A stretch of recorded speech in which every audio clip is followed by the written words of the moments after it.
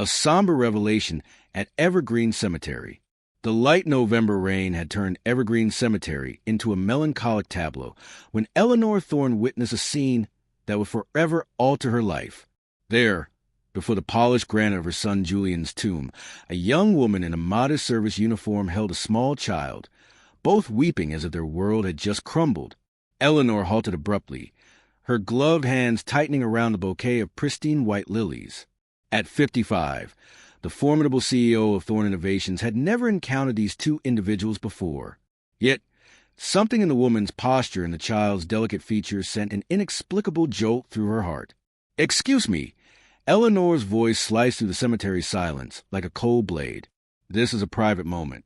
You're in the wrong place." The young woman looked up, her eyes red and swollen from crying. "I'm so sorry. I didn't know anyone else was coming today." Her voice trembled, but quiet dignity resonated within it that Eleanor hadn't anticipated. "Who are you?" Eleanor pressed, her ruthless business instincts kicking in. "And why are you weeping at my son's grave?" The child, a boy of about 4, looked up at Eleanor with startling emerald green eyes she knew all too well. Eyes she'd seen in the mirror for decades, eyes identical to Julian's. "My name is Naomi Vance," the young woman replied, wiping her tears with the back of her hand. "And this is Ethan. I work at the Daily Grind downtown. I come here every month because—" She hesitated, glancing at the child. "Because Julian was important to us." Eleanor felt the world tilt. Julian had died 3 years ago in a car accident at 28, taking with him all the dynastic dreams she'd harbored for the Thorne family. She had meticulously investigated every detail of his life after the funeral, desperately seeking meaning in her profound loss. She had never found any evidence of serious relationships, let alone a child. Important how? Eleanor's voice dropped an octave, the words laced with an icy demand. The rain began to fall harder, but none of the three moved. Naomi met Eleanor's gaze with a courage that surprised the billionaire. "Because Ethan is a son, and because I promised Julian I would always take care of him, no matter what." The bouquet slipped from Eleanor's hands, the white lilies scattering across the cold, wet stone of the grave. 3 years. 3 years she had mourned Julian's death, convinced that her bloodline had ended with him. Now, she was discovering she had a grandson, a biracial grandson, raised by a waitress, living a life she could never have conceived. But there was something in Naomi's eyes that didn't align with the simple story she was telling. A guardedness, a hidden fear, as if she were concealing secrets far grander than just Ethan's existence. What Eleanor didn't know was that this revelation was only the first thread in a labyrinthine web of lies and betrayals involving people very close to her, and that Naomi's apparent vulnerability hid a strength that was about to shake the very foundations of Eleanor's privileged world. If the story of unexpected family discoveries and buried secrets has piqued your interest, remember to subscribe to the channel to find out how a chance encounter in a cemetery would turn into the biggest twist in the life of one of the most powerful women in the country. Hashtag the boardroom confrontation. 2 weeks after the cemetery encounter, Eleanor Thorne had transformed her private library into a strategic command center. Private investigator reports covered the antique mahogany table, each page unveiling details about Naomi Vance's life that left her increasingly unsettled. Camola, September 7th, 2025, 2:58. Single, no known family. Works 60 hours a week at 2 jobs to support her child, Eleanor murmured, flipping through the documents. Lives in a cramped apartment in the city's less affluent district. No formal education beyond high school. Her personal assistant, Marcus Klein, stood silently beside the armchair. He had seen Eleanor dismantle corporate empires with less emotional intensity than she was displaying now. What about the child's mother? Eleanor asked, her piercing blue eyes fixed on a grainy photo of Ethan playing in a public park.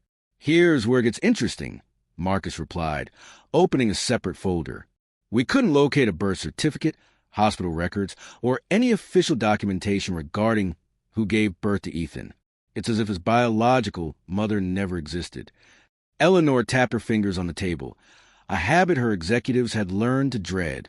3 years ago, when Julian died, She had scoured every second of his life for meaning, for clues, for anything that would justify her loss.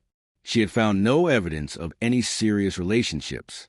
"Schedule a meeting with this Naomi," Eleanor commanded, pronouncing the name as if it were an unfamiliar foreign word.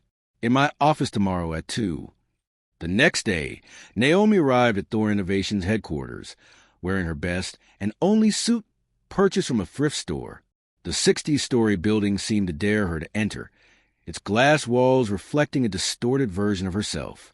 Eleanor received her in her top-floor office, where panoramic windows offered a sweeping view of the city. It was a calculated display of power, and both women knew it. "Sit down," Eleanor said, gesturing to a chair deliberately positioned lower than her own. "We need to discuss Ethan." Naomi remained standing. "I prefer to stand, thank you." "As you wish." Eleanor opened a folder on her desk. "I've looked into you, Ms. Vance. 2 jobs, no savings, living in conditions unsuitable for a child." "Ethan is well cared for and deeply loved," Naomi replied, her voice calm but firm.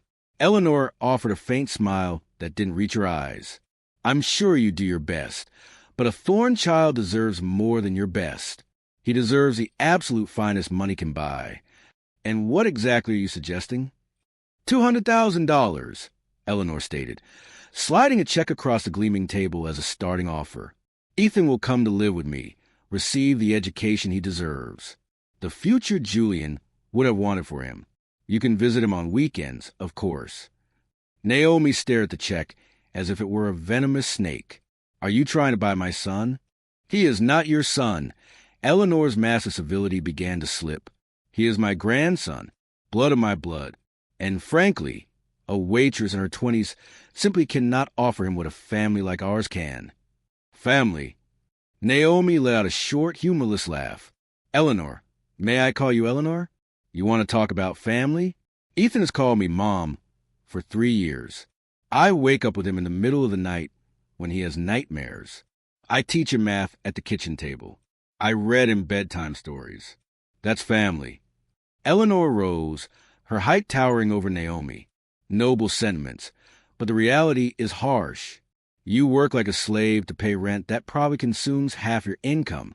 Ethan deserves private schools, trips around the world, opportunities you can never provide. And he deserves unconditional love," Naomi countered. "Something you clearly failed to give your own son." The silence that followed was deafening. Eleanor felt as if she had been slapped. "How dare you?" "Julian told me about you," Naomi continued, her voice low but cutting. "About the missed meetings, the football games you never attended, the birthdays where you sent expensive gifts through your assistant. You want Ethan because he's a second chance to clear your conscience, not because you genuinely care about him." Eleanor clenched her fists. "You don't know me." "No, but I met your son, and I know exactly why he never mentioned Ethan to you." Naomi picked up the check and tore it in half, the pieces fluttering to the floor like withered petals. "Ethan is not for sale." "Then we'll do this the hard way." Eleanor's voice took on a dangerous edge. "I have resources you can't even imagine. Lawyers, investigators, connections at every level of government. I can easily prove that a single mother with no formal education living in poverty is not in the best interest of the child." Naomi smiled for the first time since she had entered the office, and something in that smile made Eleanor hesitate. "Eleanor," Naomi said softly, "you're assuming I'm just a poor waitress you can intimidate. But there are things about me, about Ethan, about Julian, that you haven't discovered yet. And when you do," she paused, her eyes flashing with a determination that surprised the billionaire, "well, let's just say your investigators aren't as good as you think they are." She turned toward the door, pausing only to look back over her shoulder. "And Eleanor, the next time you want to talk about Ethan, it will be on my terms, not yours." After Naomi left, Eleanor stood alone in her office, the floor still littered with pieces of the torn check. For the first time in decades, someone had walked away from a negotiation with her holding all the cards. What Eleanor couldn't comprehend was why a simple waitress displayed such unshakable confidence. It was as if Naomi knew something, some secret, some ace up her sleeve that rendered all of Eleanor's threats and power irrelevant. Even more disturbing, for the first time in her life, Eleanor Thorne felt as if she were being watched, studied, evaluated by someone who saw right through all her defenses and wasn't at all impressed with what she found on the other side. The unveiling of truths.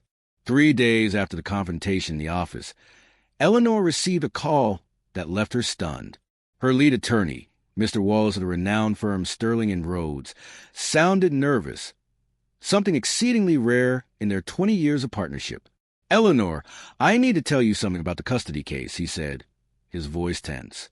"I received a call today from Ms. Vance's legal representation." "She hired a lawyer?" Eleanor scoffed, drumming her fingers on the table. "With what money? It must be some unprepared public defender."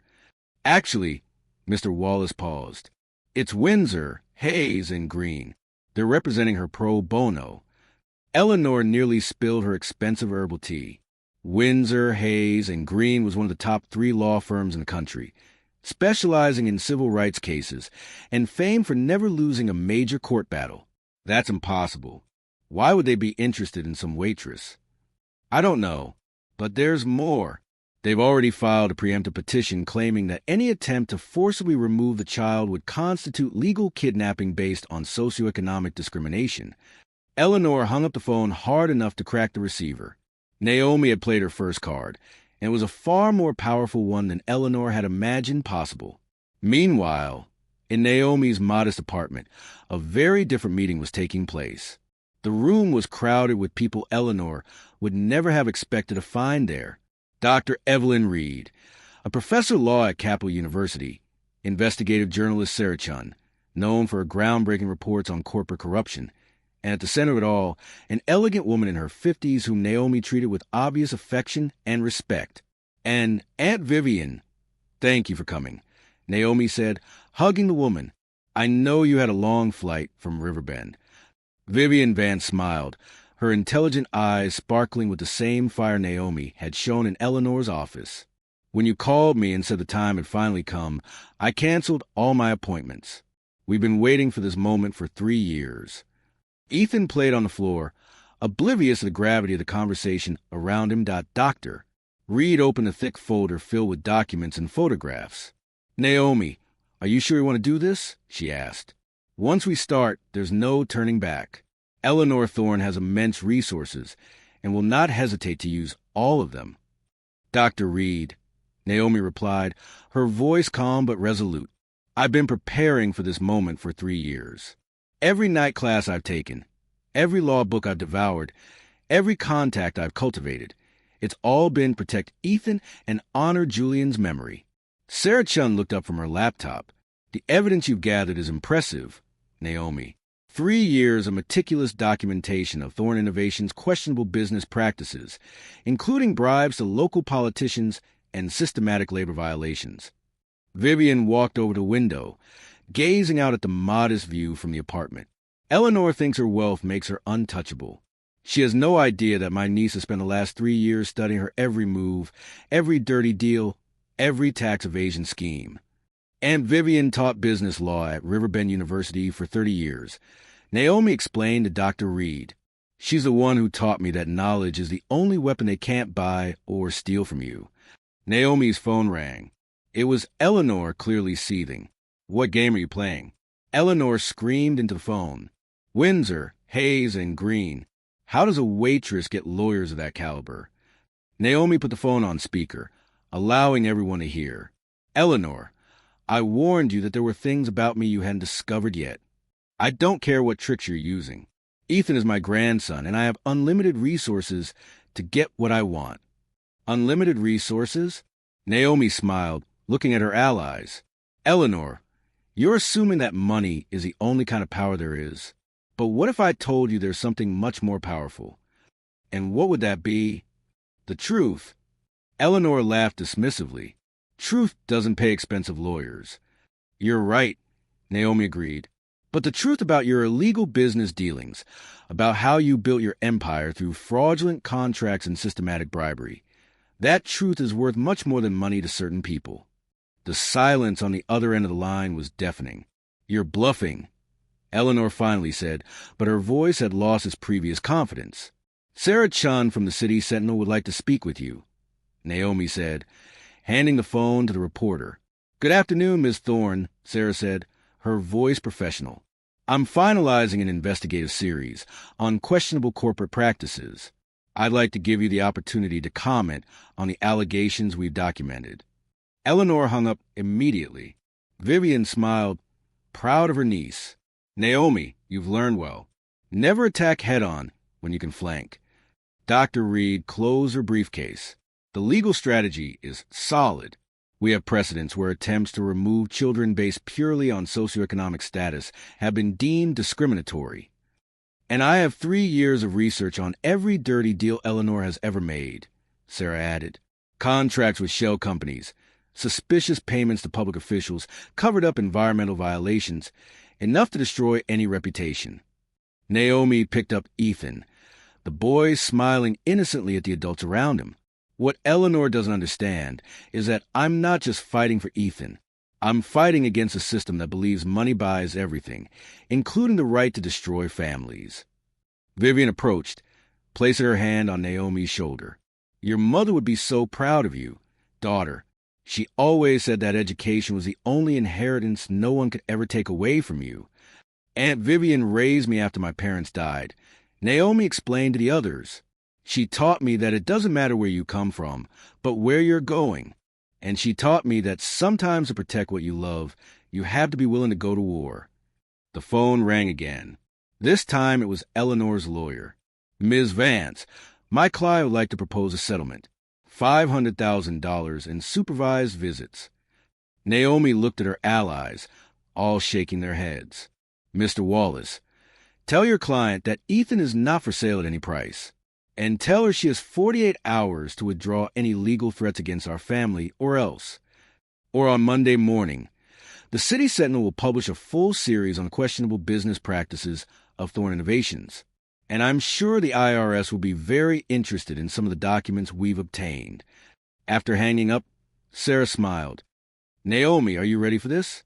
Once we publish, Eleanor will use all her power against you. Naomi looked at Ethan, who was now sleeping peacefully in her arms. Sarah, I've lived for 3 years knowing this day would come. Eleanor thinks her wealth makes her invincible, but she's never faced anyone who's had time to prepare properly. Dr. Reed stood up, gathering her papers. The legal petition will be filed tomorrow. The precedents are on our side. Vivian kissed Naomi's forehead. Remember, daughter, they may have the money, but we have the truth. That night, while Ethan slept, Naomi opened a worn trunk in her room.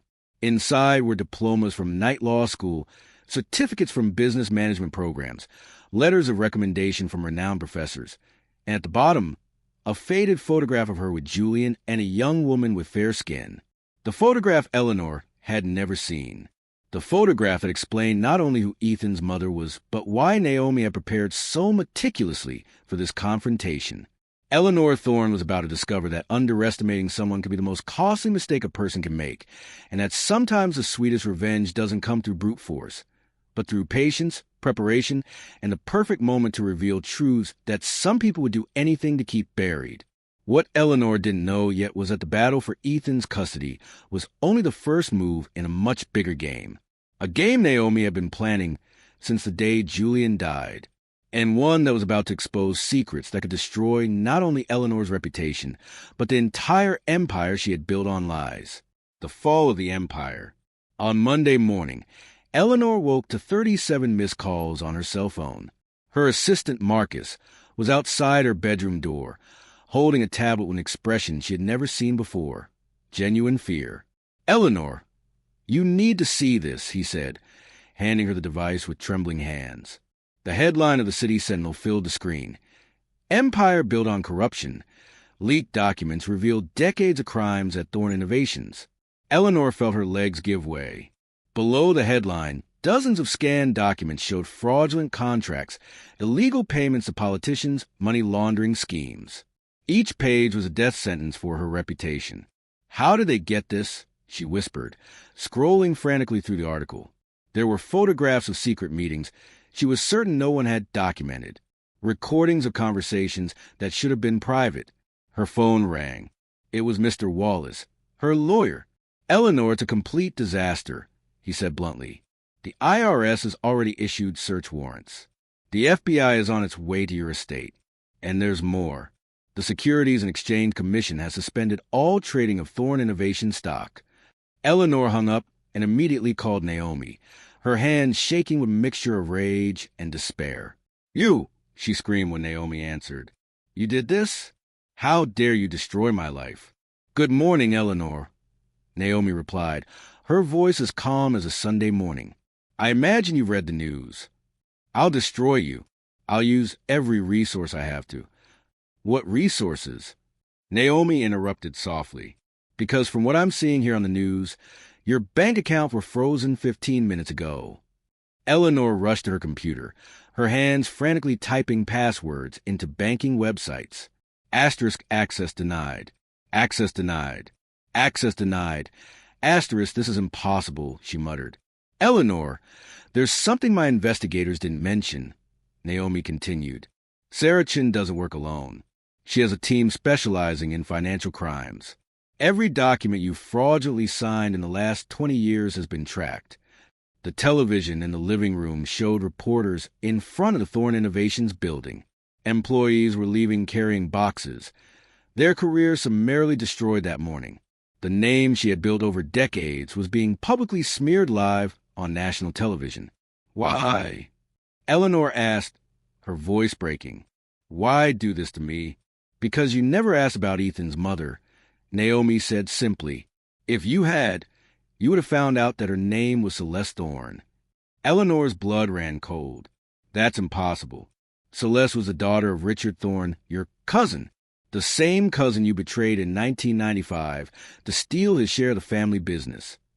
The memories came flooding back. Richard, young and trusting, signing documents Eleanor had manipulated. The bitter family feud she had won through lies and manipulation. His subsequent expulsion from the family. "Celeste grew up in poverty because of your betrayal." Naomi continued. "She met Julian in college. They fell in love, but she was afraid to tell him who she was, knowing you would kick her out of his life, just like you did to her father." Eleanor vaguely remembered Richard mentioning a daughter before disappearing from their lives entirely. "When Celeste died in childbirth, Julian came to me in desperation. I was her best friend, and he knew Celeste wanted me to take care of Ethan. But Julian also discovered the truth about what you did to Celeste's family." "Julian knew?" Eleanor whispered, barely audible. "He spent the last months of his life investigating you, Eleanor, gathering evidence of your crimes. When he died in that accident, he left everything to me, documents, recordings, irrefutable proof. He asked me to wait for the right moment." Eleanor looked out the window and saw FBI vans pulling up in front of her sprawling estate. "The accident?" she began, a terrible dawning realization. "It wasn't an accident," Naomi said calmly. "Julian uncovered a money laundering scheme involving dangerous people. People you hired to take care of problems. They killed your own son, Eleanor." The revelation hit Eleanor like a physical blow. Julian had died because he had uncovered her crimes. She had, in essence, killed her own son through her insatiable greed. "Ethan is the last legitimate Thorne," Naomi continued. "Celeste was the rightful heir to a fortune you stole. And now, with all your accounts frozen and your company confiscated, Ethan has finally received what was always rightfully his." Eleanor heard heavy footsteps coming up the stairs, authoritative voices shouting, "FBI! You planned this for 3 years," Eleanor whispered, finally understanding the full magnitude of what had transpired. "Julian taught me that patience is a key to true justice," Naomi replied. "Every document I collected, every course I took, every contact I cultivated, all for this moment." The door burst open. Federal agents entered with arrest warrants. "Eleanor Thorne, you're under arrest for tax fraud, money laundering, and conspiracy." As the handcuffs clicked around her wrists, Eleanor heard Naomi's voice one last time. "Ethan will grow up knowing the truth about his family. He'll know that justice, even when it's slow, always prevails." Television cameras captured Eleanor being led away in handcuffs. Her spectacular fall broadcast live to millions. The empire she had built on lies crumbled in a matter of hours. That afternoon, Naomi sat in the park with Ethan, watching him play on the playground. Her phone rang. It was Aunt Vivian. "Daughter, I saw the news. How do you feel?" "Like Julian can finally rest in peace," Naomi replied, watching Ethan laugh as he slid down the slide. "And Ethan will grow up knowing that his family fought for justice, not for revenge." What Eleanor had discovered too late was that Naomi wasn't just a determined waitress. She was a guardian of a stolen legacy, a woman who had turned 3 years of quiet preparation into the most perfectly executed act of justice the courts had ever witnessed. A new beginning. 2 years later, the Newport Women's Correctional Facility was a very different place from the penthouse office Eleanor had once commanded. Dressed in a standard orange uniform, she worked in the laundry for $2.50 an hour, an irony lost on no one. "Thorne, you have a visitor," the guard announced. Eleanor expected to see her former lawyer or some opportunistic journalist. Instead, she found Naomi in the visiting room, elegantly dressed in a navy blue suit that likely cost more than Eleanor earned in 6 months. "I've come with news," Naomi said, her tone confident but devoid of malice. "Ethan has just been accepted at Julian Academy, the same school Julian attended. Full scholarship." Eleanor felt a faint twinge of what might have been pride. "Why are you telling me this?" "Because you're his grandmother, and because Ethan asked me if bad people can become good." Naomi paused. "I told him it depended on whether they truly wanted to change." Naomi opened a folder with photographs of Ethan smiling brightly in his school uniform. "He's learning the violin just like his father did. His teacher says he's a natural. How can you afford all this?" Naomi smiled with genuine satisfaction.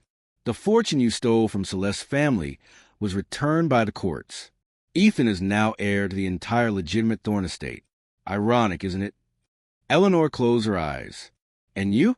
What did you get out of all this?" "I got the chance to give Ethan what you never gave Julian, a family that puts love above money." Naomi stood up, "and the peace of knowing that Celeste and Julian can finally rest." "Ethan, is he happy?" "He's loved," Naomi replied, "and that's all that ever mattered." Meanwhile, Ethan ran to the sun-drenched garden of his new Connecticut home, a cozy property overlooking a serene lake. Naomi watched from the porch, a framed MBA degree proudly displayed behind her. "Mom, can I play the violin for you?" Ethan shouted, running toward the house. "Of course, my love," Naomi replied, thinking of how proud Julian would be. Aunt Vivian visited regularly, sharing family stories that Ethan carried with pride. "Aunt Vivian taught me that the best revenge isn't destroying your enemies," Naomi had explained to Ethan, "but building something so beautiful that they regret not being a part of it." Ethan would grow up knowing that his family had fought for dignity, not revenge, that even when the world seems unfair, there's always a clever way to rewrite the narrative. Eleanor had tried to buy a grandson, but she had discovered that family cannot be bought. It is built through love and presence.